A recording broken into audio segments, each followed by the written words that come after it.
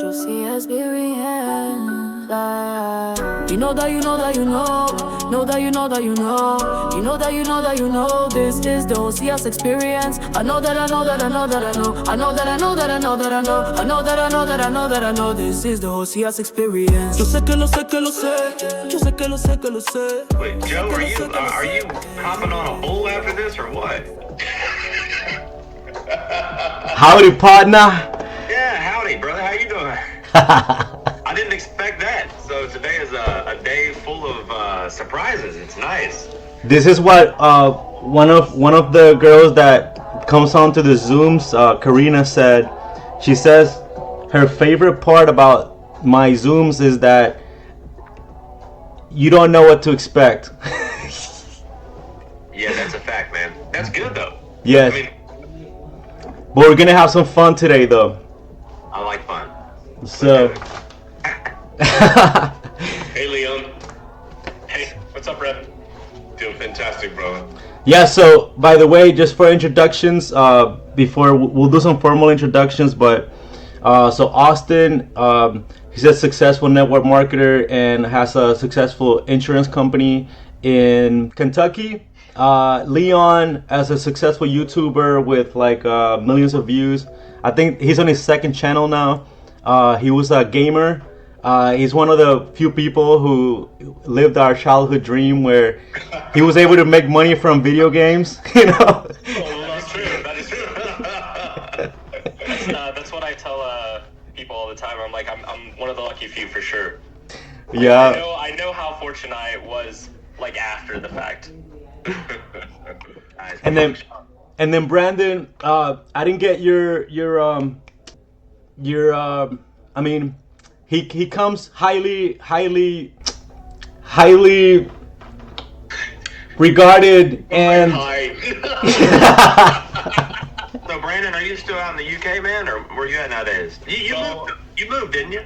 So I was in the UK and I lived in for about 16 years in Ontario, Canada. That's where I met Michelle, my wife, had two beautiful daughters, and now for the past 3 years, a little over 3 years now, I'm in Playa del Carmen, Mexico. Gotcha, okay. Yeah, so palm trees everywhere. yes, sir. Kim Belisario. Yeah, we got people from the Philippines, from Texas. Well, there might be a few people coming on, but let's just go ahead and get started for the sake of time. I know your schedules are busy, like I got shit to do too. So, welcome to the Josias Experience. This is a podcast that I started about a year ago, but I've been taking it seriously about 2 months ago. And instead of doing one-on-one interviews, I'm doing like group Zooms. It started out as a brainstorming session, mastermind, that type of thing. And then we switch it up every now and then. For example, 2 Fridays ago, we had a debate about relationships with Leon and 2 of our other members or like regulars. And it was pretty awesome. So let's okay, so today the topic is relationships and romance, and within the context of what's ideal holistically for fulfilling your wants and needs, including contribution, growth, connection, significance, certainty, variety. And we'll begin by exploring the brainstorming framework for the brainstorming session, which is like we got a cloud, and then we have an ecosystem with a farm, a garden, and a house. The garden has the emotions, the farm has the thoughts, and the house is where we process everything. So we're gonna be the clouds, and we're gonna be raining down ideas on this brainstorming session. Brandon has to leave at around 1 hour. I think Austin as well. And Leon, you can stay as long as you want. And so we'll begin introductions. Let's feel free to introduce your. Go ahead, Austin. Let's start with Austin, then Leon, then Brandon, and then we'll get into the conversation. Oh wait, so introduction. Tell us who you are. What is your thing? Your main thing that you love doing, and then what is your main philosophy about relationships in 1 sentence or less? Sure. So I'm Austin Zuloff out of Lexington, Kentucky. Probably my habit or hobby, either way you want to put it, is I'm really big into fragrances, as you can tell. I've got over 3,000 sample bottles here at the house. I've got over 200 full bottles, and I just got Mikalef's Gin Tonic yesterday, which is one of my favorites now. It's incredibly fresh, herbaceous, effervescent, and clean. So I'm big into fragrances. I've been in insurance for 23 years. I was in network marketing for a little while. #1 earner at 3 companies. Did well on that. Retired from that. Loving my insurance agency. And as far as the quote or saying that would give you all insight into my views on relationship is love keeps no record of wrongs. It's right out of the Bible. And I really like that. Fantastic. Love keeps no record of wrongs. Whoa. Yeah. All right, let's move on. Leon.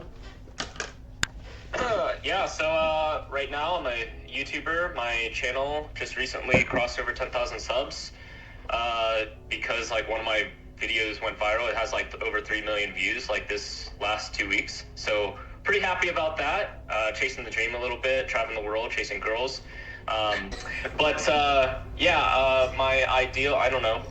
I'm definitely red pilled, and I'm definitely leaning into more gender roles kind of guy ever since traveling the world and meeting different women and how they respond to them. So, Well, Brandon. Fantastic. Hey guys, my name is Brandon V. I make my home in sunny Playa del Carmen, Mexico, with my beautiful wife Michelle and my 2 beautiful daughters, Avant and Talia. I'm primarily been in the retail space and in the direct sales space for many, many years. Helped launch some pretty big companies that done very well. Enjoyed that. Serial entrepreneur. When it comes down to relationships, I believe that one of the most important things is communication and listening to understand.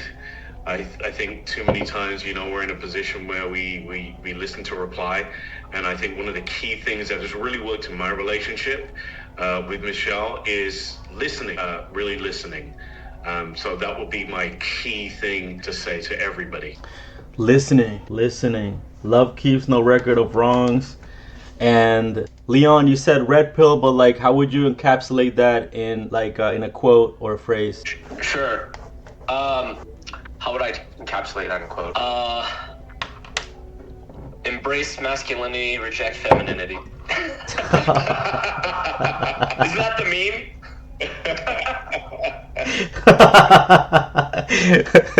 Okay. Isn't that the meme of every TikTok video on the TikTok rut on the internet? Like at the end of it, like the self-help masculinity videos. Is that what it is? I haven't seen that. You ever got those? Like when it's like they put down the statistics for like men's rights or men's like masculinity, and it's always just like it ends with like a guy like at the gym like pumping iron, and it's just like embrace masculinity, reject femininity. And it's just like it's a common trend. Oh my God. Well, we're seen that. Yeah. Yeah, we're definitely gonna. Oh, by the way, Brandon, he also is the host of the Breakthroughs with Brandon V, right? That was the where he had breakthroughs live on air with like mindset breakthroughs. So okay, well, we're gonna have some fun. We got 2 married men and 2 single guys out here, and we're here to learn from each other, right? So it could get messy, it could get disagreeable, but let's go on. I really want to learn from you guys, and so let's get started. So okay, so Leon, why don't you start telling us like what you've been doing over the past like year or so, and how that has like affected your life. Yeah, sure. I'll give you a little bit of the cliff notes, or I guess like a medium length story. Several years ago, even before that, as Joe had said, I started out as a pro gamer, or in the professional video game space. So if you can picture like a stereotypical person of who that would be years ago, plus 5 years ago, I was that. A boy that didn't really have a lot of frame, didn't really have an understanding of the world, especially in the dating sphere. And then several years ago, I said, screw that, I'm going to go conquer that and figure out what that would be. So I told Joe in our last podcast that a lot of the philosophies and things that I've learned from gaming, of learning how to conquer or learn how to beat video games, I've applied a lot of those philosophies into the dating realm, or manosphere, or women's sphere, whatever you want to call it.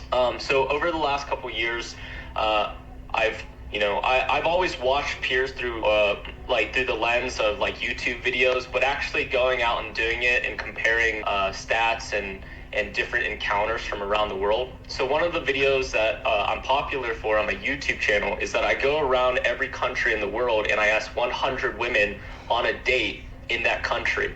So for instance, if I go to Romania, I will go and find 100 women and interview them, and I'll ask them, hey, like, do you find me attractive? Do you like Asian guys? Would you like to go on a date with me? And from around the world in different cultures, you're going to get a lot of different results. However, there's going to be a very consistent message through all of it. So that's what I do. That's the latest thing I haven't released yet is I'm interviewing different ethnic groups. So 100 Latinas, and I compile all that data. So I asked 100 Latinas, like, what is their ideal man? Describe him. Give me 5 traits. And like all 100 Latinas will tell me what that is, and I'll put it into AI and make a picture of that person, and then see if how many of us strive to that person or whatnot. So yeah, that's what I do. I do like crazy, different experiments like that to understand the female gaze, not only of what they vocally or verbally say what they want, but what they actually respond to. Well, okay, so Austin, you're married with 3 children, and I don't know how long, for probably all your life. So what do you think about this, and what would be your philosophical agreeances and disagreeances on this? Yeah, for sure. So this is my second marriage. My wife and I, we were only married for a few years. It's an interesting story to me because I made a huge mistake and got married out of convenience. But so I had my practice wife, right? And now I've got my real wife, and we're wildly in love. And she led me to God. And it's just even more of an interesting story to me. Because of my traumas, I tried to run kicking and screaming away from her because she forced me to confront those. And I've grown so much because of her, so I owe her my soul. But me and her, we broke up for about a month before we got married last November 30th. And I went out on some dates, but all of my dates were very intentional. So, I might meet someone on Hinge, like a dating app, or I might meet somebody at a coffee shop. And I was very intentional with, what am I willing to accept physically? What am I willing to accept in terms of, being attracted to this person, or conversation, or stimulating me intellectually? Or is this person, I've got children. So, I have to look at things through the lens of, is this person a good influence on my children? Are they a good role model? I deal with a lot of CEOs and presidents, and I speak on stages occasionally, and I meet a lot of people that, I have to look at things through the lens of, can I bring this person around this group of folks? So, I went out on several dates, not quite 100, Leon, but it was only a month, so. You move quick. Yeah. Getting it, boy. So, I wanted to really get to know different women, which is expensive because, you don't want to just say, hey, come meet me at Barnes & Noble, even though I did that a couple of times, and we just would sit down and get coffee. But, we would go out to lunch or meet for breakfast, or, if it was appropriate, we'd go to dinner. And so I think what I can glean from what Leon was saying is that, if you do go out on, 100 dates, or ask 100 women, rather, if they want to go out on a date, then, you'll probably find, it's like sifting through dirt to find gold, I think, and I was sifting through gold to find diamonds, right? Damn! I think that it's good, and you learn a lot about women and learn a lot about yourself, probably, and it probably gives you great conversational abilities and gives you good insight, data, and wisdom to do the things that you've been doing, Leon, like, talking to so many women. I'm sure you get very comfortable after a while, which probably makes you more attractive to higher caliber women. And especially this new thing that you're doing about talking to different ethnic groups. I'm predominantly attracted to black women ever since I was about 11. My 3 kids are all biracial. My wife is black. My ex-wife is black. But I like Latina girls. I think Asian women are stunning. I always have. So I don't discriminate. So I guess, Joe, what I would say is I think what Leon is doing is interesting, and it's probably given him tons of value in adding to his ability to please whatever woman that he winds up with. For me, there's no right or wrong way. Dating might come with books. There might be books out there, but whenever you are to find that person, or they find you, or somehow this messy human experience allies 2 people into one another, as it did with me and my wife, you'll just, hopefully be prepared and be willing to make the sacrifice, because it will be a sacrifice. It'll be worth it. But, it's definitely a sacrifice to find the right person and say, I'm going to give up every other piece of ass. I'm going to give up every other opportunity at, meaningless sex or, hey, some guys are just great at being monogamous. For me, it took practice. And, it's a sacrifice to give up all of these beautiful men or women or whatever you're into and say, this is the one.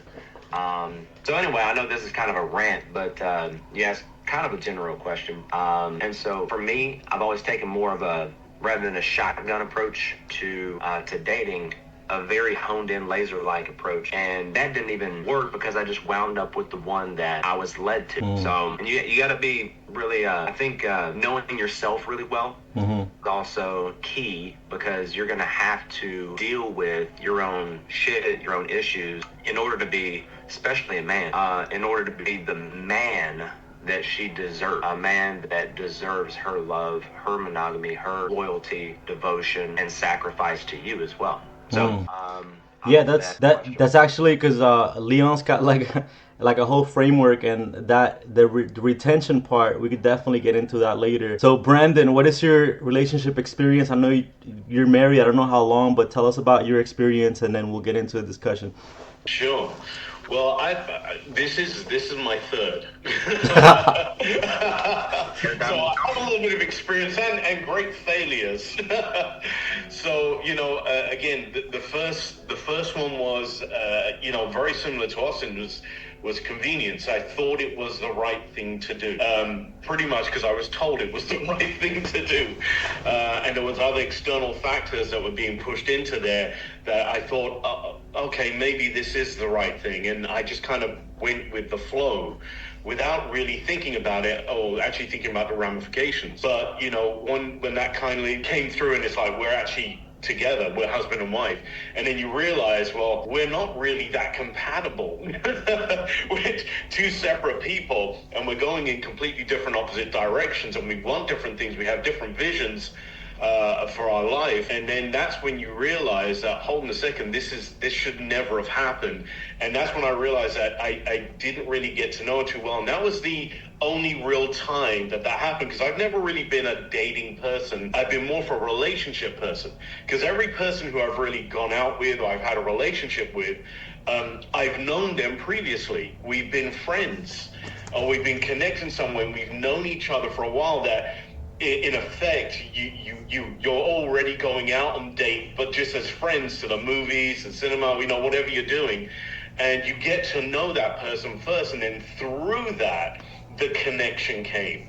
So most of my relationships have been about kind of the 3-year mark. Okay, so they've been kind of long term, and they worked well. And but the first marriage wasn't the right thing. The second one was was something that I felt that I needed to do, which again wasn't the right person. And then when you're in that situation, when you're trying to make something happen, or somebody else is trying to make something happen, then it's built on sand, because it's not for the right reason. But when you're not looking for it, I think this is the biggest thing. When you are not looking for it, you're not planning for it. The end game isn't, I'm looking for somebody to get married to. And you are detached from the outcome is when it happens, because it happens so organically that the connections and the puzzle pieces just sit in place so well. It's like now I'm at the situation that, with my wife that I have now, I know it's the end game. We are growing old together. That's it. There's no thought pattern. And when the puzzle pieces fit in so well, you understand even at the very beginning that this is something that was meant to be. And when you understand it's meant to be, is because that person wasn't trying to make it happen. You weren't trying to make it happen. You were pulled together, brought into the exact right time and the right place for the right reason. And I believe there's a higher power out there that brings the right people. I've always wanted to have kids, and I never had kids. At the age of 42, I had my first child because I thought I was never meant to be a dad. But I believe that never happened because I wasn't with the right person. Now, bringing this all back to Leon's situation, I think in this day and age, because when I was having relationships in the past, it was a very different ballgame. I think now the way people are very, very different. Now I know Leon's kind of doing his deal, and I think that could be partially personal reasons, but also content reasons, because I'd watch that, and the reason why I'd watch it is because it's a great insight into nowadays what people are looking for. And when you can get that insight, it kind of is a partial education of, hey, listen, I'm not going to go out there and just keep on flunking it. I'm going to watch somebody like Leon, and I'm going to see what he does so he can get the spread, so that I can understand, well, if this is the type of person I'm looking for, how would I approach that? How would I actually approach somebody for a date? So I think it's kind of very powerful what he's doing. And then moving on to his next situation, which is, different ethnicities. I think that's huge because it really does have a play. Now, my wife is Canadian, so I didn't go for the standard kind of arranged marriage type thing, get married to an Indian girl. So I think it's great understanding, well, how does one person, go to a different ethnicity, and what are they looking for? Is it very much, no, we need to keep it within our same, or are we open now more than we were before to look at other people and see what that avatar looks like? So I think it's a great education. So I commend you, Leon, for doing that. If I was younger and if I was looking, I would definitely get some knowledge from that and be like, thank God somebody else is doing it and taking the rejections on behalf of us. But yeah, that's. I hope I answered your question. Yeah, I second that. Because I've done similar things like that before, where I've traveled 38 countries, and every country that I went when I first started traveling, that's the reason I traveled, to chase women everywhere. So, that rejection, but I didn't document it and convert it into value, for other people to watch. So, so we thank you, Leon, for your work for the manosphere. Taking it for the boys. Yeah, so based on what you heard about the boys, Leon, these are guys. I think it's a generational difference here. I think Austin and Brandon, you're a little maybe. Are you? Wait, I'm a millennial. Leon, you're. I'm a millennial. Millennial. We're in our 40s, so. In the 40s, yeah. Okay. Well, I'm in my 50s. I'm gonna be 55. Okay, so we got that's X, right? Generation X. All right. So Leon, what do you think? So I think the philosophical differences here are that, and I don't know if you believe this or not, but it seems Brandon and Austin had the philosophy of like finding the one, the one that is right for you. And do you share that, or what is your opinion on this matter? I mean, I don't really believe in the one so much to say, but I do commend you guys for sticking to the institution of marriage. I'm totally against it because of just where we live in modern day society and how the game has kind of evolved. As you can see, in this group, actually, my expectation today, I thought I was going to debate a lot of feminists. You came prepared. I came prepared. He told me all the topics we were gonna do. Dude, I went I spent all week like citing all my sources and all these statistics, and I just got a bunch of burly men, and I don't think that there's going to be a lot of pushback in our conversation, but a lot of insight to our experiences. So, because of your stories, and for you guys, like, I commend you for, sticking to the institution of marriage, but I personally believe that. Just to kind of like transparency, so with my wife now, call her my wife, but we're not actually married. So the way I view that is a situation of we have children, and my belief is the moment children are involved, it's a different ball game. The moment you have children, that is your tie. That is your marriage. I don't need a piece of paper to turn around and say legally I'm married, because that's saying to the government and all the other things that yes, this is what I need to be able to do that. But for us, we know that under the eyes of God, the moment we're blessed with children, we are tied forever. And that's my personal belief, and that's her belief as well. So, when kids come into the scene, it's, I'm not walking away. Those are my children. We had them together. That's it. Game over. Yeah, I agree with you, Brendan. But you've been divorced on paper before too, right? Yeah, that's why I realized that. Yeah.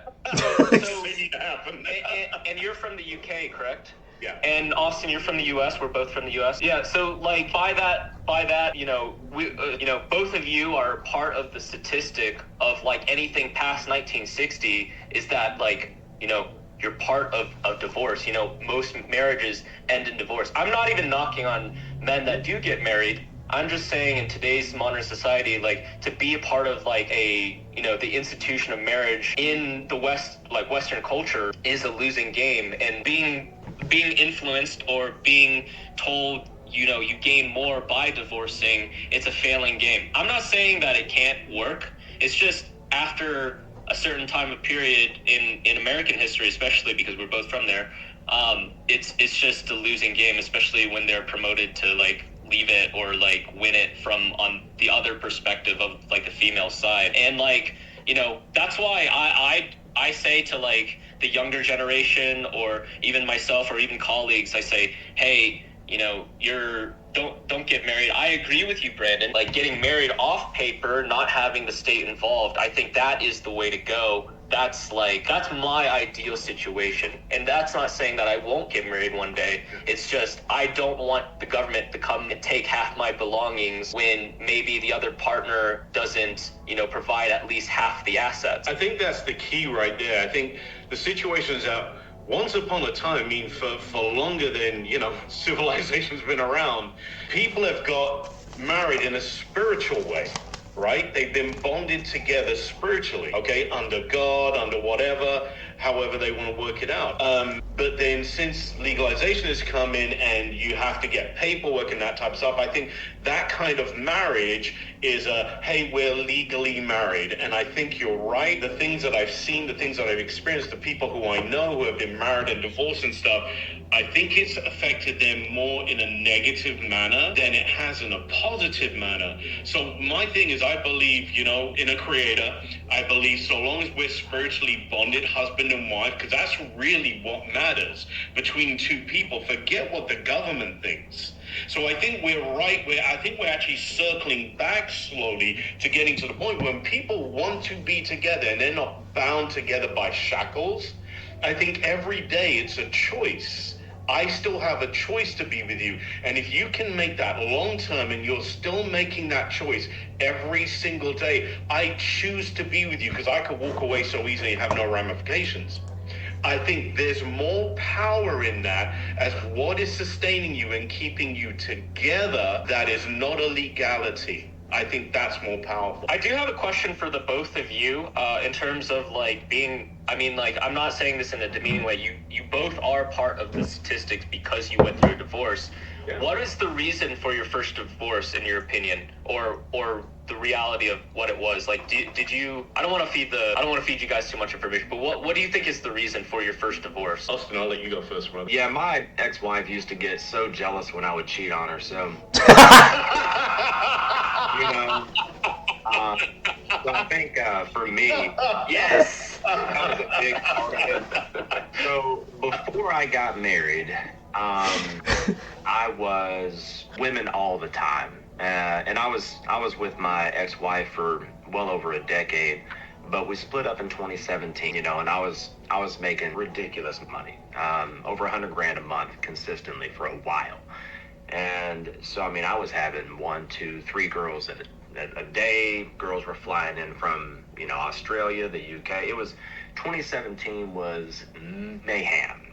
And you can't go on like that forever. You can, but you'll get AIDS, or you'll die of an overdose, or you'll drink yourself to death, or something crazy will happen. I'll fall off the 40th story of the building in Vegas. That almost happened, because I was wasted. So 2017 was nuts. So I got to experience a lot. Ultimately, the divorce was because I wasn't happy. She wasn't, but she wouldn't let herself admit that. And we couldn't grow because of where we were at. And the relationship had been damaged so much by me. I don't think that we could have ever gotten to a place of even where, what I'm doing when I'm not around her wouldn't be on her mind. So that was the reason for the divorce ultimately, is it had been damaged so much. It was, in my opinion, irreparable. She would have let it go on forever, which would have, it would not been good for either one. Did you initiate it, or did she? Yeah. And I did give her a great deal of money, not because I was legally bound to, because I'm not a piece of shit. So, I was the earner, she was not. And I didn't want her to be. I wanted to do right by her, make her happy. She's the mother of my son. So, whenever we split up, I gave her a chunk of money. I gave her one of my bank cards and said, here, decorate your house. I continue to do things for her to this day. And we split up, 5 years ago? 4 or 5? I'm not very good with time. But yes, I initiated. She didn't want Brandon. And I think that for me, it was incompatibility. I don't have a bad word to say about my ex-wife. She was absolutely amazing, very kind, very homely, very loving. But the thing that really was the situation is that, I don't know if you can tell, I'm very outgoing. I love to travel. I love to meet people. I love to network. I have huge visions. There's a lot of things I want to achieve in my life. First of all for me, and then now it's primarily for my children. So because of me wanting to experience life and live life, how she lived life was very close with her family. And they have a pretty decent sized family, but it's just us. They lived on an island. So everything they did was just there. So when, I'm in direct sales, there's a lot of meetings you go to, you're going out doing presentations, you win vacations and stuff like that. So when you're going and you're doing these things, she was a very homebody. So she wanted to stay at home. And I was like, get me out there. I want to stand on the stage, right? I want to speak. I want to get an achievement. So because I was out there doing that, I saw that she was in a position that when she came into that environment, lots of people, because some of the levels I hit, lots of people came and talked, right? But she didn't know how to communicate with those people. So she kind of stepped to the side. And what was happening is that I was trying to pull her in, and she was like, I don't know how to communicate with these people, because people, by osmosis, because she was my wife, would talk to me like, oh, hi, how are you, and all this type of stuff. So it became very uncomfortable because I could see she really didn't want to do it. So she was trying to become something that I was to make me happy. And when I saw that difficulty there, then what happened is that I was trying to become something that I wasn't to make her happy. So I tried to stay back more and kind of run the generals, which was very difficult to do, but I was getting lost, and I was like, this is not fulfilling me. A lot of critical thinkers play something out. They see what's happening, like, if this keeps on going on this trajectory, where's it going to end up? And then when I saw this, I saw that it was going to move apart. And the thing that I didn't want is, number one, I didn't want to have any animosity towards her, because that makes her a terrible marriage. But also, I saw her, and I'm like, I don't want her to have any animosity towards me, because I put her in a position that was uncomfortable. So when I'm looking at that, I'm being real to myself. I'm like, I have a whole life ahead of me, and so does she. And if I'm going to be real about this, I have to set her free as much as setting myself free, because I can tell I am not the right person for her. But now she's no longer the right person for me, because we will end up disliking each other, because I'll blame her for what I've gone through and she'll blame me for what she's gone through. So in order to stop that from happening, I dealt with it for a year, and I watched this for a year, and I'm like, is this going to change? Is anything going to move? And nothing did. And I could see how uncomfortable it was. So I had already gone through the pain of understanding what was going to happen. So I had cut myself. The wound was fresh. It had gone through. It healed. I kind of was there. But now I had to lay this out to her. But it wasn't just her. It was her and her family, because it's a package deal. So now you don't just let one person down. You're letting a whole bunch of people down. So when I came out with it and I said, hey, listen, this is a situation, then of course, now I'm cutting a fresh wound for her. Now she's got to go through what I already went through. So it was a very, very difficult time in that respect. But at the same time, when we split, it was tough. I gave her the house, gave her the car, gave her everything. Again, exactly like Austin. We grew up in a different time, and it's like, hey, listen, I'm giving you everything. Take it. I can go and do what I need to go and do. You take everything. So I gave her everything, literally walked out with a bag in my hand. That was it. And had to start again. But with that respect, what happened is that released me to find the perfect person for me. But also that released her, because now she's with the perfect person for her, and she's extremely happy. So sometimes what you're doing is not a selfish act. You're actually freeing up two people to go and live the lives that they were supposed to live. So that's my perspective on that. Hi, Sasha. We got a female in the room. Yay! How are you guys? An independent rock star in the room. So this is what Leon was looking for. Leon wants to have a debate with an independent.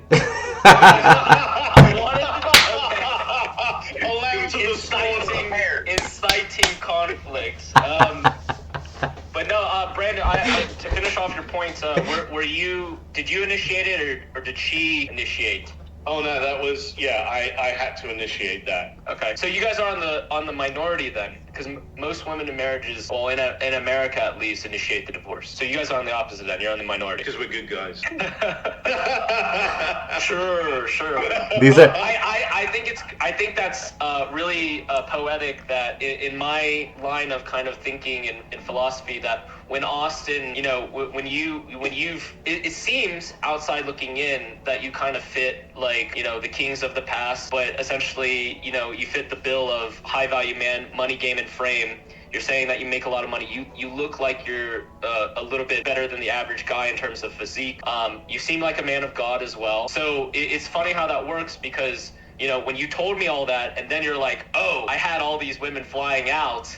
And I'm like, okay, well, that explains a lot of it. Like, one of the things that I always joke around with, like, people or, like, have conversations with, I'll talk to people and be like, yeah, men, there's some men out there that are chubby chasers. They like fat women. I'm like, no, that doesn't exist. Inject him with $2 million.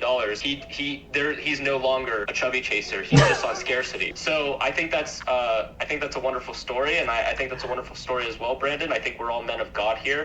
We might have different perspectives of what the higher power or spiritual power, what that is, but we all have like some form of initial pillars. So I like that about the conversation. I will say to what you just said regarding me and the year of 2017, if you notice in the Bible, Jesus only used misfits to teach his stories, to teach his lessons. Every saint was once a sinner, for sure.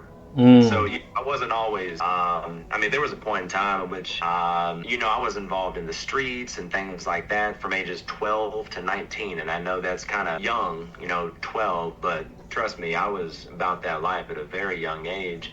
And I learned a lot from 12 to 19, joined corporate America, and I was still foolish whenever it came to women. And just, using women. I didn't really have any need to be tied down and all that sort of thing. I didn't want to. I never wanted to have kids either until I had kids. And so there was a lot of growth that our Creator forced on me, and I'm very grateful for the way that things turned out, because everything had to happen the way it did for me to find my wife. And I trust me and you probably are very in agreement in regards to the institution of marriage as it pertains to your average guy. He doesn't stand a lot to gain from it. And I didn't get married for any other reason than to pledge and show my commitment.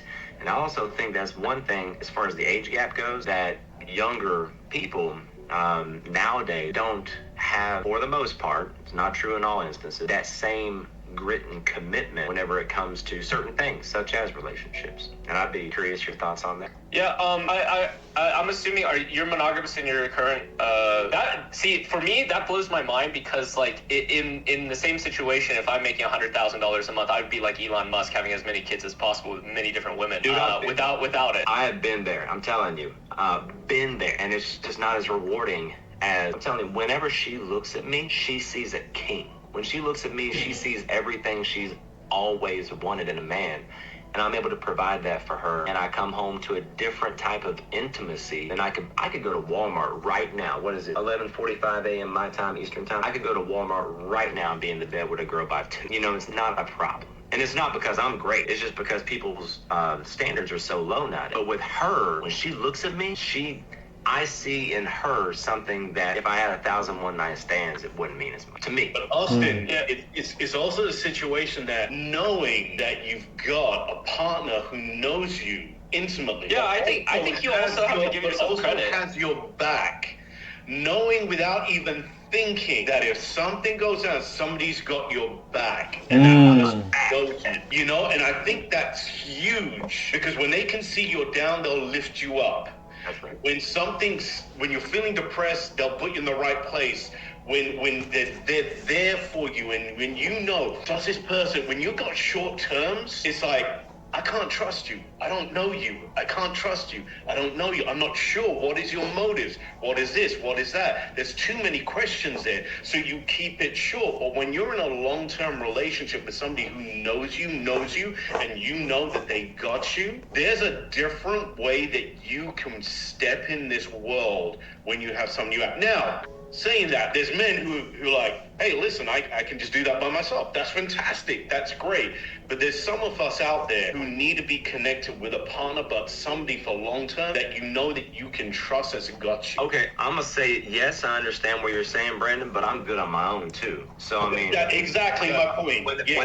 Whenever we got together and made the commitment to one another, like, I'm happy on my own. I don't need anybody, period, except God and my kids. And I promise you, I'm just as happy and alone as anybody on this planet. Yeah. But to what you said, yes, I mean, she's got my back 1,000%, and I can multiply myself through her. My goals are her goals are my goals.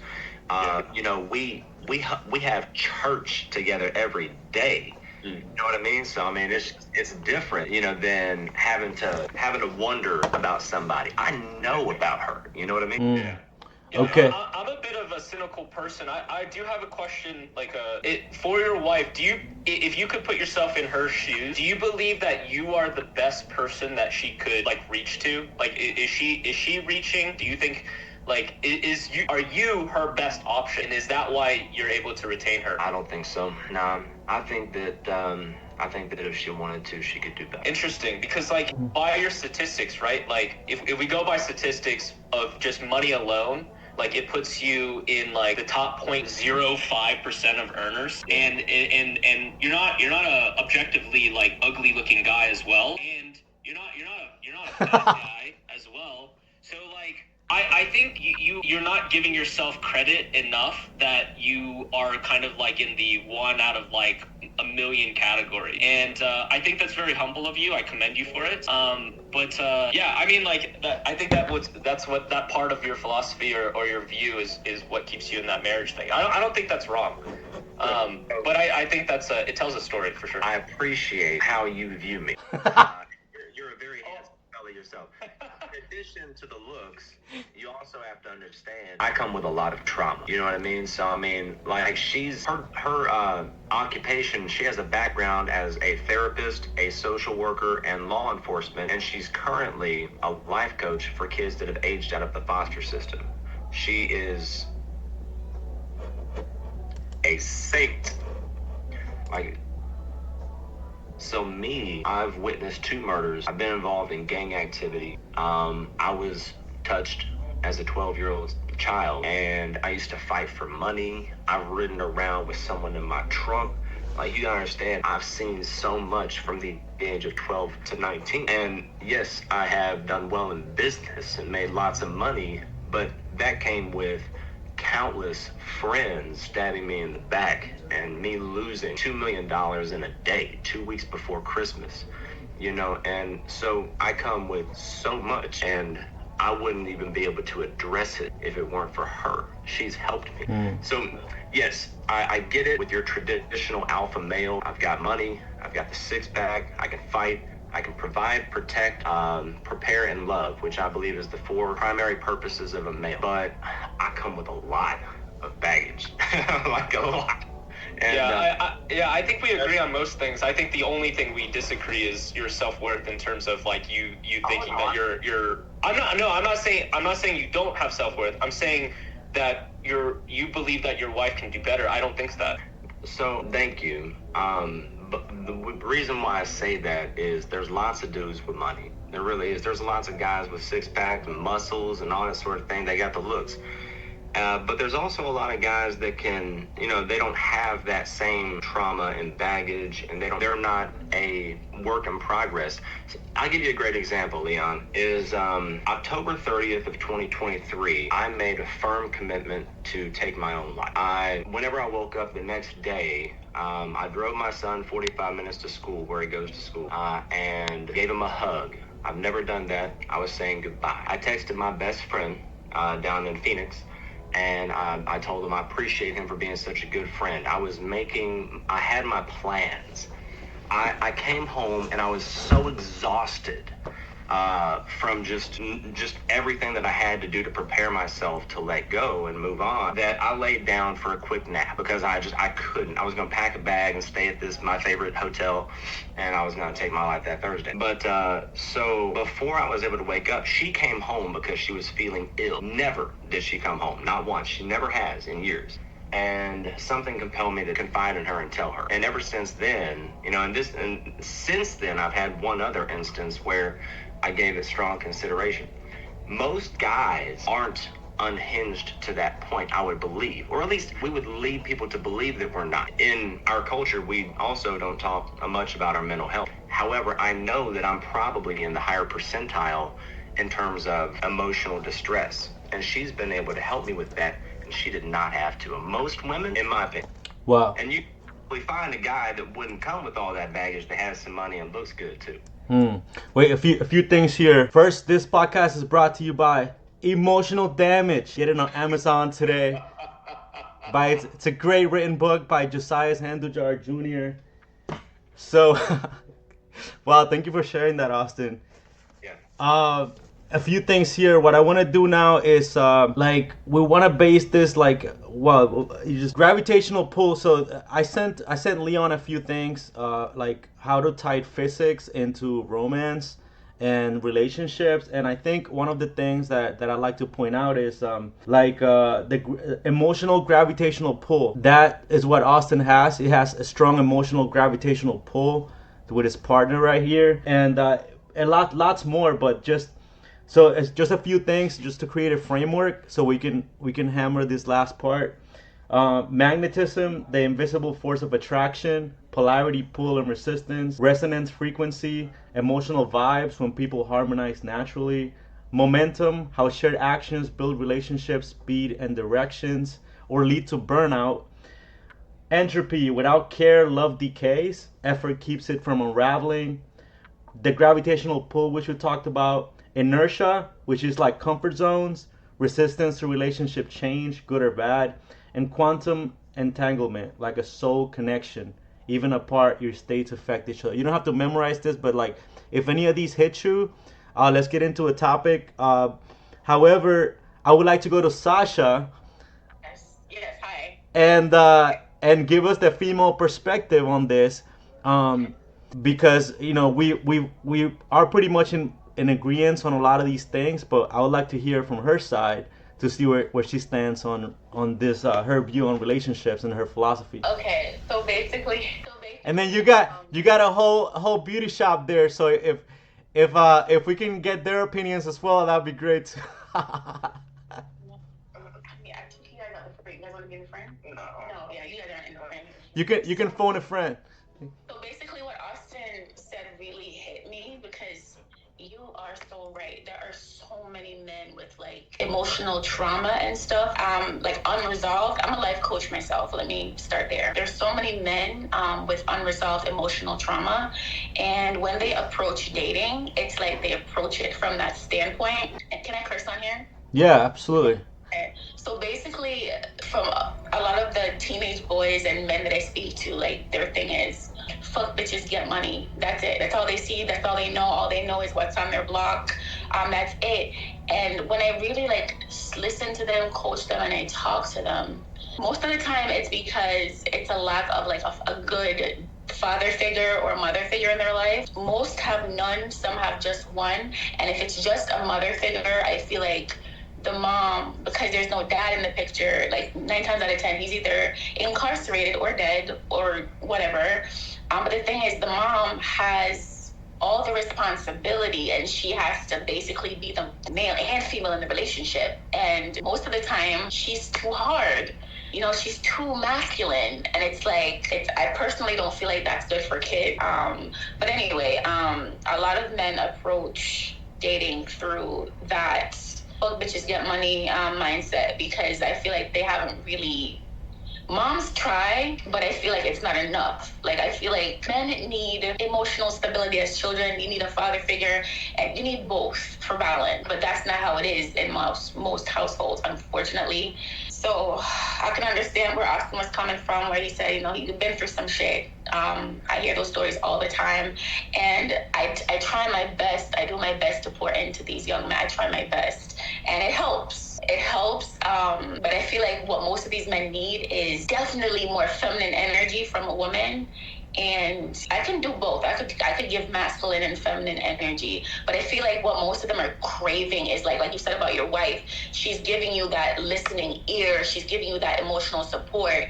I feel like if more men had that, it'll be all right. Because 9 times out of 10, even though you need like a male and a female in the household, that's not how it is. So how do we help aid what's already broken? Basically, that's where I'm at. So, Austin, do you have a lot of male friends? I have a lot of male friends across the world. Where I am here in Kentucky, most of my friends are elsewhere. Locally, okay. 3 or 4. Okay, so that makes a lot of sense.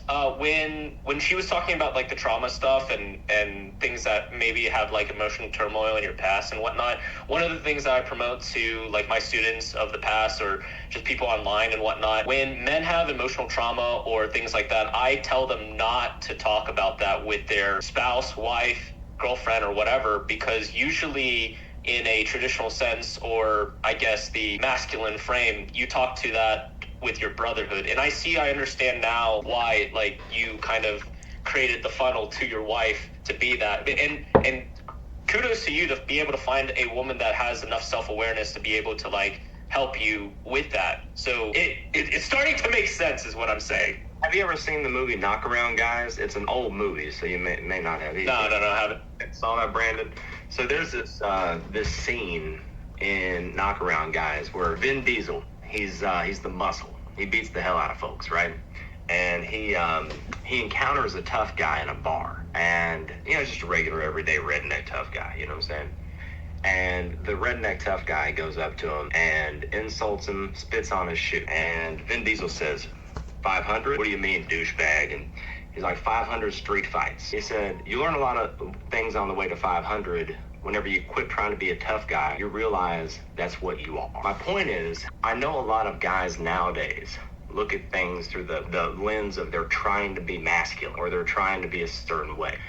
My question for Sasha would be, a lot of these guys that you talk to and you're a coach for, do you think that if they went on a journey that only time can help you with, to really know themselves, their strengths and their weaknesses, and they came to a place of really accepting who they are and being able to look in the mirror and really say, I'm good with that guy, that they would have most of those issues? Or do you think a lot of the issues that you encounter are because they don't know themselves, and they're still trying to figure all that out and process all the flaws and all the stuff, because they haven't learned to really be able to accept that about themselves. Okay. So these men, right? I feel like growing up, I might cry. When you're told you're not good enough, or what they see is drugs and violence and drugs and violence and arguments and fights, and that's all they know. It's inside the household, it's outside the household, that's all they know. So I feel like they don't know any better because they haven't seen any better, at least not yet. They don't have enough good role models, and sometimes in some households they do, like the single mother homes. She's trying her best, and she's doing a great job. But outside the household, you also have the streets where the role models you see are the drug dealers and the prostitutes, and they shake your ass, get money, and the fastest way to get money is like on the block. That's all they know. So even if you do have a good household, like it's kind of like a battle. You know what I mean? For that specific young man, it's kind of like a battle. What do I choose? Right here, like my mom is trying her best and she's teaching me these values. And over here, it's like, oh, but he's got money and bitches, because that's really what most of them seek. So I do my best to say, hey, no, there's more to life than that.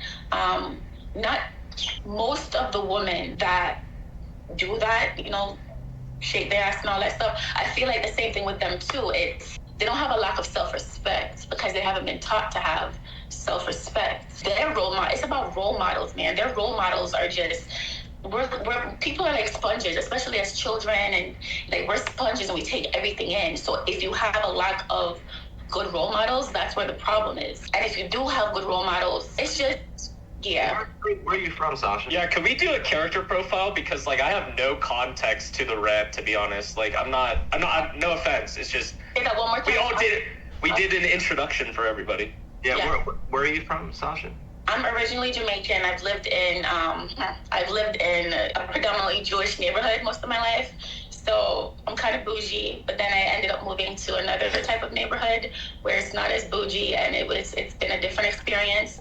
And Yeah, but Sasha, give us still here. Sasha, give us a full introduction, like who you are. Zero context. Yeah. What city do you currently live in? But yeah, I'd love to. Currently, I am in Parks. My name is Sasha Phyllis. I am a hairdresser, life coach. I do a lot. But my passion is people. My passion is helping people become better versions of themselves. I am currently residing in Pottstown, Pennsylvania. Oh, nice. I'm from Pittsburgh. Nice. I was just listening to you, Sasha, and you brought up some really poignant points. Thank you. And it really resonated with me, because a lot of what you spoke about is, I think Austin and myself have got a very similar past, My father passed away when I was 7 years old, and I grew up without a father, and just my mum trying to be a mum. And what you said was right, when the mum tries to just be the father as well. And she did the best she could. So, I take my hat off to her, but she couldn't supply me with what I needed, the masculine energy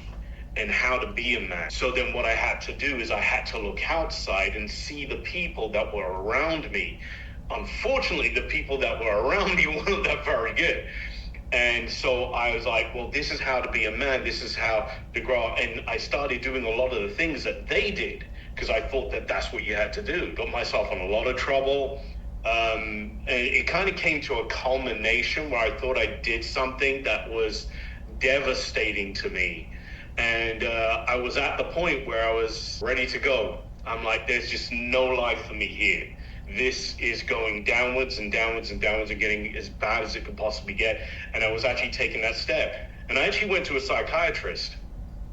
And I said, I just got to take this final step before I call it quits. And I went to a psychiatrist and I sat in there, and I'd never opened up about my life or what I had been through to anybody, because how do you have that conversation? So I sat down, laid me down. She explained to me all her qualifications and how great she was and how she could help. And then she said, okay, talk. And I was very reluctant, so she had to ask some questions, and I started speaking. But as I started speaking, it was just like the floodgates open. And it's like all these repressed memories were coming up because they were leading to the next thing, then to the next thing. And all the things that I had pushed down that I was trying to forget started coming out. And I was crying like a baby.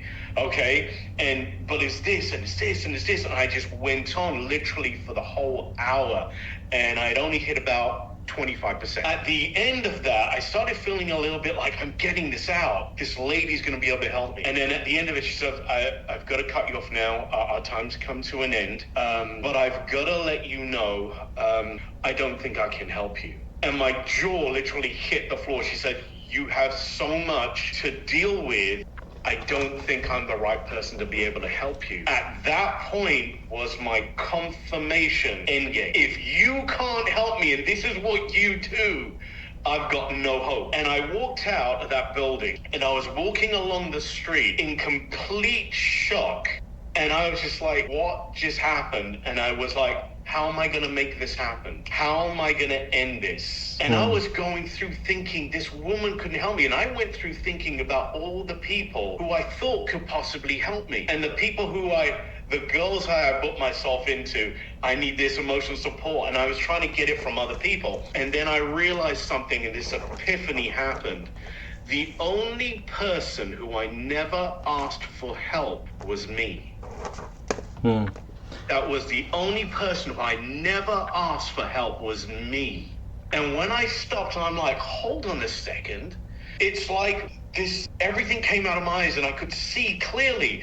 And I'm like, I've got to deal with this. Nobody can help me. I have to deal with this. And the moment I made that decision, listen, there's still traumas that I'm dealing with that I'm still working on, right? But that's a lifetime. But the moment I did that, I realized I have the power. I have the strength.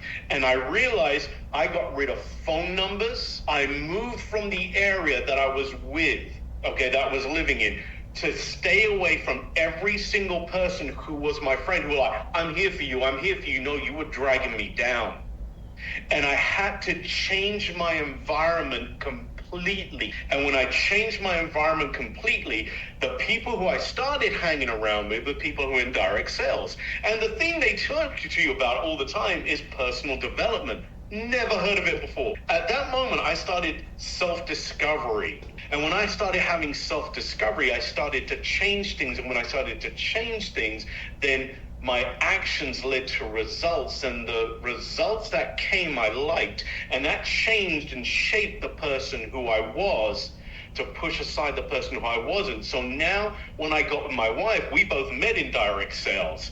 So she understood a lot. So we clicked a lot in the vision, in the modality, and where we're heading, because we were two separate people heading in exactly the same direction, wanting exactly the same thing. And then that's what put that puzzle piece into place. And when that happened, the thing that I realized why I love this industry, and I love, like you, Sasha, people. I don't care about the business. I don't care about the what, okay? It put me in anything. The key thing is people and helping people, because her people, once they find out how to begin the healing, the thing that they want to do the most, I feel, is to go and help other people. And that's my mission. If I'm not helping somebody else get out from where they were, to change their mind or ignite the fire of belief in them that they can do anything that they want, then I'm dying. So my mission is other people and bringing them to that place of self-belief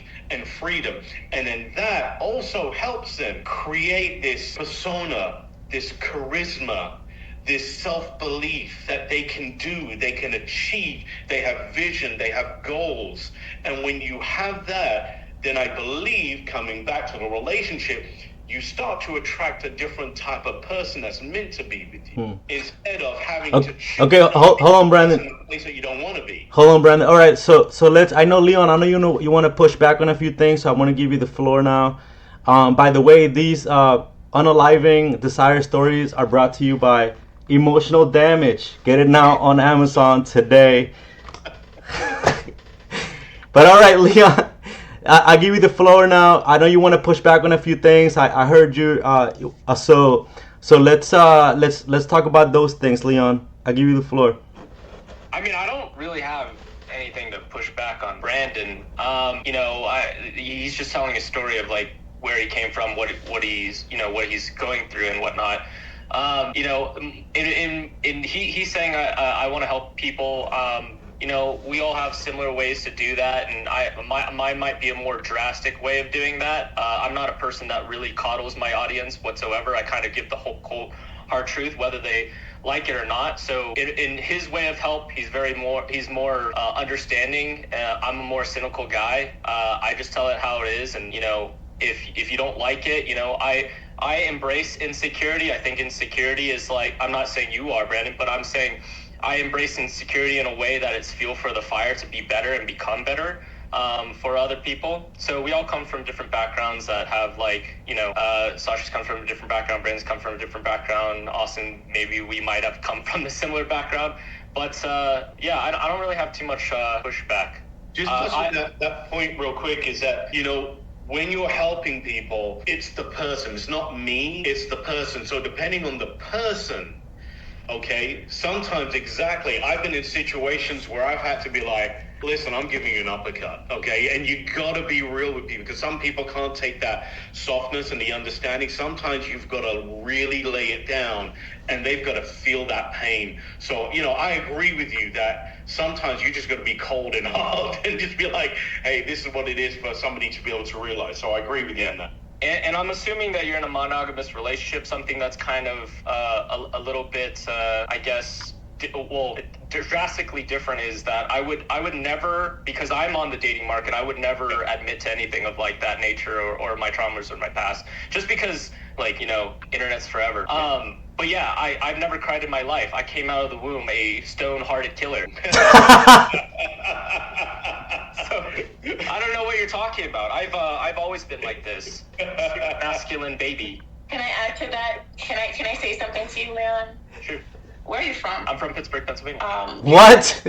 We got the Pennsylvanians here today. So ethnically, my mom is Cambodian and my dad is Chinese. But usually, I usually ask the woman, because this is a little bit different. I usually ask the woman what kind of Asian she likes the most, and I just say that. So if you like Koreans, I'm 100% Korean. I got the blonde K-pop hair. I'm your dream K-drama boyfriend, your ideal boyfriend. Whatever you believe that Hyun or any of those guys, I'm that. Wow, I'm gonna use that. What's your favorite type of Latino? And I'll be like, exactly. All right, that's what Isn't it really funny? Like, you're Latino, and like when people like talk about oh, you're Asian, but like there's a drastic difference between all the Latinos and there's a drastic difference between all the Asians. Like, I think it's very funny to see sushi at like a Chinese place, or like it's like saying like Peruvians are Colombians, or they're all drastically different. But you just say, oh, I love Asian food, but it's just like this whole conglomerate. It's really weird. They're different, and there's something specifically I wanted to say to you, because I'm a very intuitive person, and I used to not talk to Asian people, because I'm like, it's like you guys are in your own different world, and I used to feel insecure. I used to feel insecure a lot about talking to different people, but specifically Asians, because you guys just seem like you're your own culture and stuff like that. But like one day I went to this spa, and I got a massage from this, she was Korean, a Korean lady. And I was like, you know what? I'm in a space now where I'm just talking to everybody. Let me just talk to her. And I said to her, like, I admire you guys' culture, because I've been to South Korea before. And I was like, oh my God, everybody's just so nice. Everybody's so like busy. Everybody's doing something, accomplishing things. Everybody's dressed up so good. And you know what she told me? Girl, that's a facade. In our culture, our parents push us so hard. It's like we don't have a choice. Like, we have to do this. We got to do what our parents say. We got to do this. Beauty, the reason why beauty is such a standard is because you don't have a choice. Like, you have to do this. And I read somewhere, or I heard somewhere, that the success rate is really high, because it's like there's no, like, people don't have like their own personal identity, because the identity is kind of like pushed upon you. And she was saying, you know what, we have it hard. I'm insecure. She told me I'm insecure, and a lot of us are insecure because it's like we don't have a voice, and we have to look this way, we have to think this way, we have to be this way, we have to do this. It's like, when do you ever get a chance to be yourself? So when she told me that, I empathized with her. You know, in the massage, I was like, oh my God, give me a hug, whatever. But now my perspective is like, every time I see you, I don't care if you're Chinese, Korean, Cambodian, whatever. I have more empathy for you because it's like, damn, you had it hard. So you overcame your Asian racism. That's I wouldn't say racism. I felt like I wasn't good enough. Definitely not racism. Not a racist person, never was. It's just... We're all a little bit racist. It's a spectrum, right? Yeah, we're all a little bit racist. We're all a little bit racist. A little tiny bit. But to comment on what you said, I mean, like, you know, I do believe that there's a reason why, like, my culture, well, I don't really identify with my culture too much because I actually was raised like second or even third generation in America. So I'm American. I believe that I'm American. I never really looked in the mirror, and when I did, I really spit on my reflection. Anyways, when I was younger, I'm American wholeheartedly. I don't speak like an Asian language except for, you know, basic words as I'm traveling around the world. But I do see, like, if outside looking in is like empathy. But I look back, like, I had a tiger mom. So that term tiger mom is like that. You know, it's like a stereotype for an Asian mother that, like, looks over her children or cubs and, like, pushes them to the brink of, like, becoming, you know, you ever seen those, like, meme videos of, like, the Asian mom or Asian dad that comes into, like, the kid's room is like, you doctor, you engineer yet? And honestly, that comes from, like, I look back on that and that comes from a place of love because they just want their children to be successful. And you know, I don't look at that as trauma. I look at that as, like, kicking our ass into gear. There's a reason why, like, the ethnic groups of, like, Indians or even just Asians are in the top two, like, earners, top two places of earners in America. And I think, like, after that comes, like, you know, Latinos and then whites and then blacks. You know, in statistics of all across America. But I think that is because our cultures have been raised to embrace, like, traditional values. Leaning more traditional, I'm not a guy that embraces all those, like, religious or traditional values, but I do agree on most of them. And there's a reason why they work, and, you know, because we hold on to them, you've seen, like, the stereotype that we are, like, our group is, like, more successful outside of, like, maybe, like, Jewish community, right? I agree, but my question is, you're successful, but are you happy? Oh, absolutely, 100%. Okay, so let's have a speed round here. We're in the last 10 minutes. So what I did was, like I told Leon yesterday, I have a list of physics concepts which we can tie into relationships. And what I want to do is I'm going to tell it, and then we're going to go one by one. And I want you, like, in 20-30 seconds, I want you to give me, let's say, anything that you can draw as a connection to that. Maybe a lesson you learned, or just whatever it brings to your mind. If it doesn't, then we'll pass it on to the next person. So the first thing is the law of magnetism. Invisible force of attraction, polarity, pull, and resistance. Austin. Yeah, sure. So first of all, I want to say I really enjoyed this, and I enjoy everyone's unique perspectives on different things. In terms of magnetism and attraction, you know, I'm, once again, probably have a one-track mind nowadays, but my wife and I, we were together and we split up a couple of times. And so I think that, you know, whenever you're dating, attraction and magnetism probably means something different than whenever you find someone that you can see yourself living the rest of your life with. And both are fun and rewarding. But I will tell you that for me, whenever you do find somebody and you have, as Brandon and I have already, you know, talked about, a little bit of stuff, you know, a little bit of shit, you know, that you gotta deal with, that if you're willing to do the work, that magnetism and attraction can overcome all of that. Almost like you can't get rid of that person, you know? Leon. Yeah, magnetism, simple. Polarity drives attraction.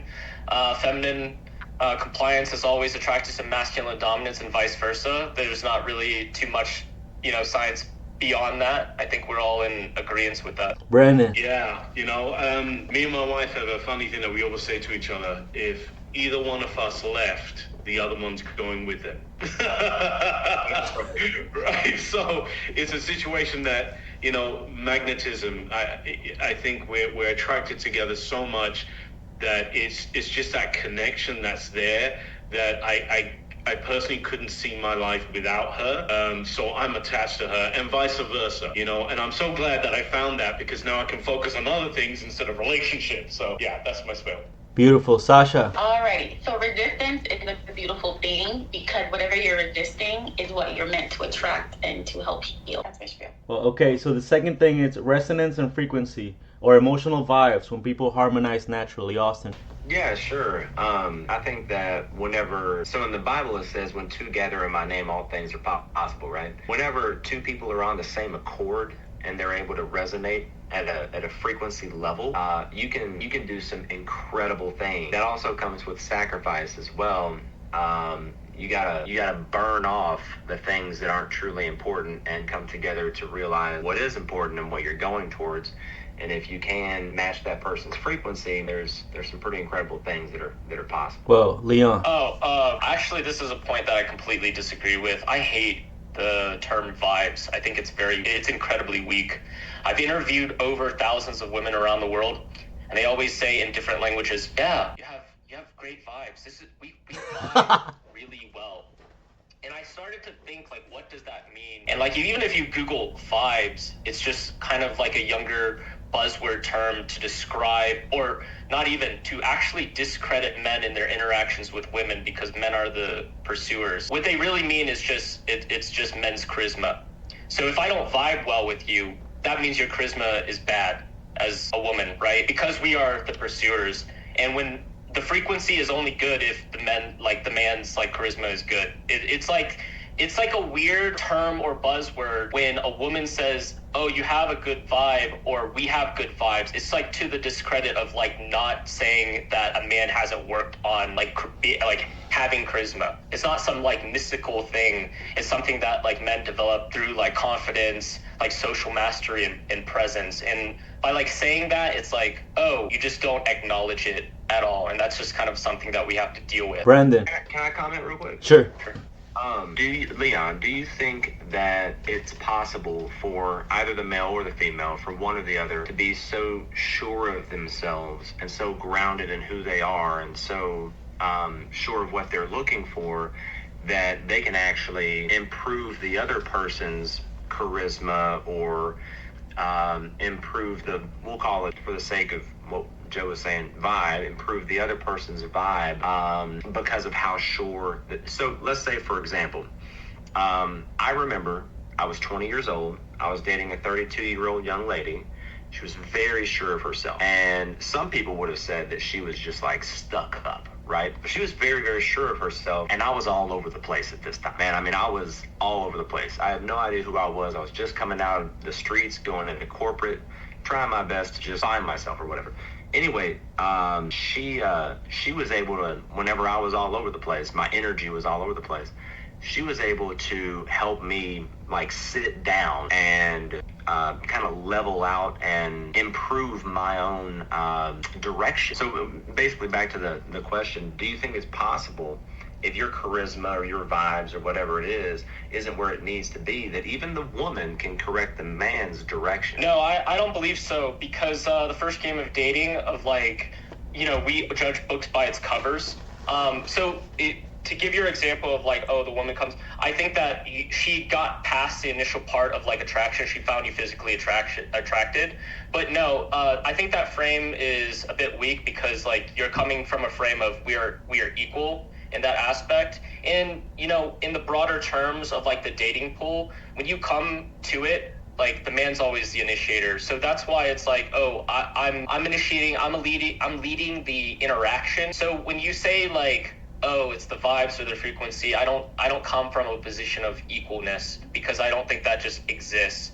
Like a good analogy of this is like, as a man, you're kind of like playing the song, but like it's up to her to like really like listen to it. So if you're playing a good song, then you have the good vibe. You're just good at, you're essentially, you have great charisma past the physical attraction part. If you don't have the physical attraction part, there's no such thing as vibes. There's no such thing as charisma. You can say whatever the fuck you want, but like she's just not going to listen to it. So like that's just bad vibes, right? If you're just not attractive, you don't have any vibes. You don't have no charisma.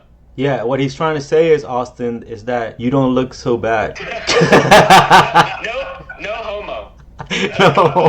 But like what you're saying is just like I do not, with that initial like framework, I do not come at like a position of like equalness, because like I just don't see it that way. Yeah, yeah, and also I like Austin, like you're a very high value guy, and then to from what you said earlier, like you are like you said, oh, there's a lot of guys with six pack abs. No, there's not. There's not. There's not. There's not. There's not. Like, when you're saying that, yeah, sure. When you say like, oh, like 10,000 is a big number, but like 10,000, like 3.5 billion people, dude. Like that's not a lot. Yeah, you're in a very small percentage, you know, with money, all this stuff, all the qualities you said. That's probably top 1%, like less than 1% of men in the world have what you have.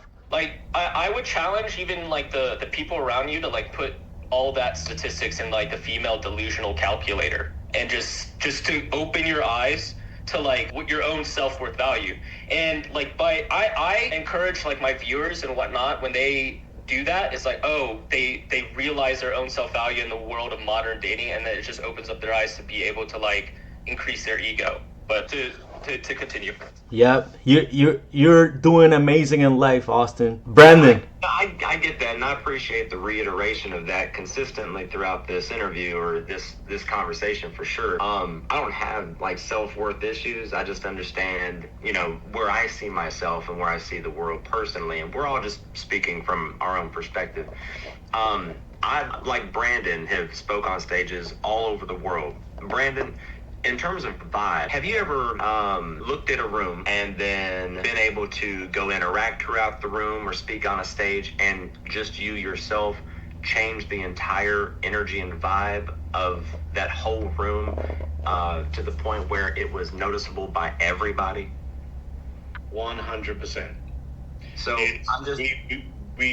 Sorry, Karen. No, I was just saying, so I have too, and I've seen other people do it, but I've also seen it in a one-on-one interaction, and I've just seen men and women change each other's energy and chemistry, their neurophysiology extensively and dramatically as well.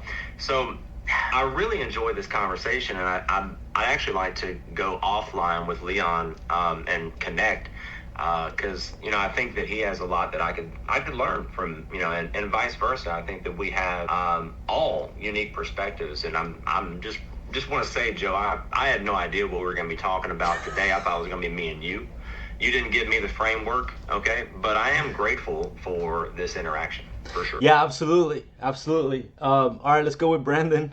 I think that there's a generational thing, okay? I think this is the biggest thing, because Austin and my perspective is coming from a different generation, how people communicate, how people understood things, the worldview that we had, just the way things were. So I think our views are going to be very different from our experiences in that respect. I think, you know, speaking to Leon as well, the world has changed quite drastically. And I think there's a lot of different things that I see out there that are different wants, different needs, different, hey, I want this, I want that, I'm boss babe, you know, hey, I'm the alpha male.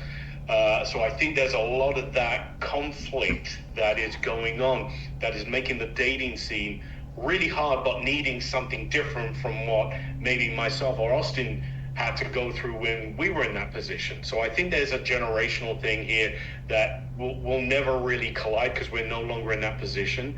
But, you know, I do believe that, yes, we're in a place now that things have changed. Women want something different. Men want something different.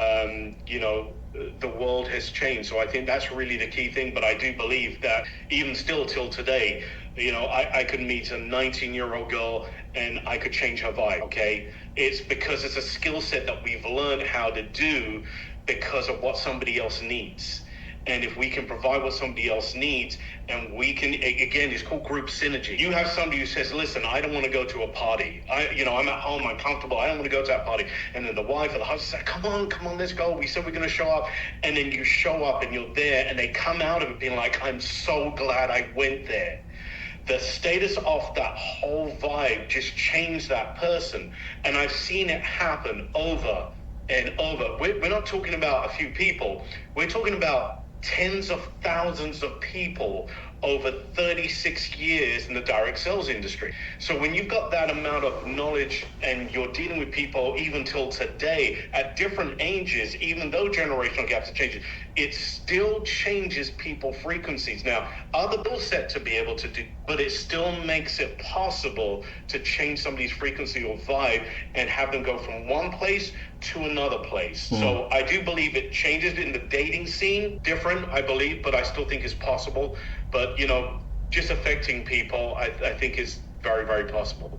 With that being said, guys, just like Austin said, guys, I got to bounce now. But I love this conversation. Again, I wasn't sure where it was going to go, who was going to be here, but I loved hearing all your different perspectives. I've learned something new. Leon, again, I'd love to connect with you as well. And Sasha, I'd love to connect with you. Austin, I'm going to reach out to you, brother. We got some stuff to chat about. But guys, God bless. Have a fantastic day, and thank you so much for having me on this. Take care, Brandon. Take care. Bye. Nice, take care. Wow. Okay, that's great. Okay, let's go to Sasha, and then we'll do like a final word, and then we'll wrap up. Alrighty. So from what I got from you guys' conversation, I gotta say this. Most people view females as like emotional, weak, or whatever. As a coach, though, I can't approach each person from an emotional perspective. Like to Leon's point, you're more cynical. Sometimes I have to be cynical with some people because that is the only way I can get through to them specifically. And for somebody that's more like emotional, that's how I connect with them, getting more in touch with my emotional side.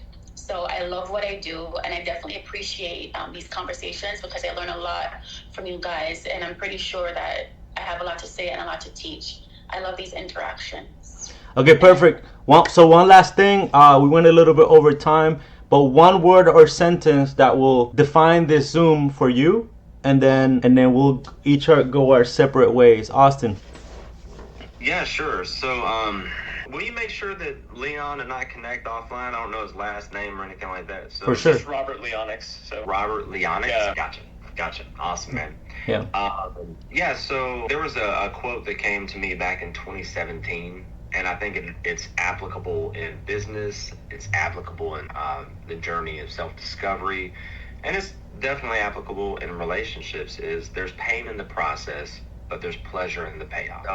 In a marriage, it's work, man. I mean, it's work, it's sacrifice. But even Jesus had to leave land to walk on water. Sometimes you gotta leave good to get to great. So I think I would just leave whoever's gonna watch this with the words of never be so sure of what you want that you're not willing to accept something better or open to something better. Constantly be on a journey of self-discovery and self-growth, and you're never if you stop growing, you start dying. So for me, it's always about just growing, pouring into that other person. So I get where Leon's coming from. Brandon and I see, there's a lot of similarities in everything, but just never stop growing, I guess, would be the message. Perfect. Leon, let's go to you. Well, this podcast was a lot of agreements, so there's not really a pushback in terms of maybe just like the end piece of like traditionalism. So I'll just kind of go full circle, embrace masculinity, reject femininity. So okay, Sasha. Just begin with the meme, end with the meme. Let's go with the memes. Sasha, you got a meme to end? Resistance is a good thing. Run towards it. It's what you're meant to fix. Nice, perfect. All right, perfect. We could definitely continue this conversation another day. I think there's a lot here. Like, I didn't even go through, like, we got momentum, entropy, gravitational pull, inertia, quantum entanglement. Like, there's so many things we could tie into this conversation. So if you guys are down, like, we can connect outside of this. And, if you want to have this conversation again and continue it, we can go even deeper. So, but thanks you. This is my podcast. I started this as a way to connect with people in my network because I know a lot of people all over the world. So thank you guys for joining us, and we'll see you on the next one. Yo sé que lo sé que lo sé, yo sé que lo sé que lo sé, yo sé que lo sé que lo sé, yo sé que lo sé que lo sé, yo sé que lo sé que lo sé, sé. Tú sabes que sabe que sabe que sabe. Sabe que sabe que sabe que sabe que sabe que sabe que sé que yo sé que tú sabes. Vamos a la chamba, la duda no cabe. Puertas de éxito, tengo la llave. Premio de mérito, me lo gané. Carta de débito, ya la llené. Carta de crédito negra, a los millones de dólares. Menudo colaré, en un jet de mi barco yo volaré. Esta semana yo soñaré, en mi cama, en mi casa decorada de arte lujosa en toda la pared. Guardia armado en mi torre Babel, en mi juego he ganado el premio Nobel. Ya los odiosos no pueden joder. You know that you know that you know, know that you know that you know, you know that you know that you know. This is the Josias experience. I know that I know that I know that I know, I know that I know that I know that I know, I know that I know that I know that I know. This is the Josias experience. Yo sé que lo sé que lo sé, yo sé que lo sé que lo sé, yo sé que lo sé que lo sé. Yo sé que lo sé que lo sé, yo sé que lo sé que lo sé. Sé. Ya los odiosos no pueden joder. En mi juego he ganado el premio Nobel. Guardia armado en mi torre Babel. En mi cama, en mi casa decorada de arte lujosa en toda la pared. Esta semana yo soñaré, en un jet de mi barco yo volaré. Menudo colaré, en los millones de dólares. A la carta de crédito negra, a la carta de débito ya la llené. Premio de mérito me lo gané. Puerta de éxito tengo la llave. Vamos a la chamba, la duda no cabe. Sé que yo sé que tú sabes, sabe que sé. Sabe que